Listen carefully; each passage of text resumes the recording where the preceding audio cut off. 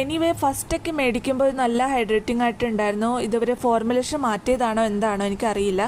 നല്ല ഡ്രൈ ആയിട്ടാണ് വന്നത്. അപ്പോൾ ഇതിനി എങ്ങനെ യൂസ് ചെയ്തെടുക്കും എന്നുള്ള എനിക്ക് ഡ്യൂറാലൈൻ ആ സംഭവങ്ങൾ ഇട്ട് കൊടുക്കേണ്ടി വരും. എന്നാലാണ് കുറച്ചെങ്കിലും അത് ലിക്വിഡായിട്ട് വരുന്നത്. So not recommended. നിങ്ങൾ ഈ ലിപ്സ്റ്റിക്ക് മേടിക്കണം എന്ന് ഞാൻ ഒരിക്കലും റെക്കമെൻഡ് ചെയ്യില്ല. ഇത് ജാൻവി ഷെയ്ഡാണ് ലാസ്റ്റ് സ്വാച്ച് ചെയ്തത്. നെക്സ്റ്റ് ഒരു റെഡിഷ് ഷെയ്ഡിൽ വരുന്ന ലിപ്സ്റ്റിക്കാണ്. മുംതാസും ഉണ്ടായിരുന്നു, പിന്നെ ഗുവാഹട്ടി ഉണ്ട്. ഇത് രണ്ടും റെഡ് കളർ ഷെയ്ഡ് വരുന്നതാണ്. ഗുവാഹട്ടിയിൽ ഒരു ഇത്തിരി ബ്രിക്ക് ഷെയ്ഡ് കൂടി നിൽക്കുന്നുണ്ട്. മോസ്റ്റ് റെഡ് അല്ല, ഒരു ബ്രിക്ക് കളറിലുള്ള റെഡാണത്. ഗുവാഹട്ടി ഞാൻ അപ്ലൈ ചെയ്തപ്പോൾ അധികം ഡ്രൈ അല്ലായിരുന്നു കേട്ടോ. പക്ഷേ ദില്ലിയും ഗുല്ലും ഭയങ്കര ഡ്രൈ ആയിട്ടായിരുന്നു വന്നിട്ടുണ്ടായിരുന്നത്.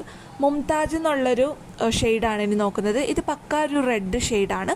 സോ നിങ്ങൾക്ക് റെഡ് ബ്രിക്ക് ഷെയ്ഡ്സൊക്കെ ഇഷ്ടപ്പെടുകയാണെങ്കിൽ മുംതാജ് ഗുവാഹട്ടിയൊക്കെ ട്രൈ ചെയ്യാം.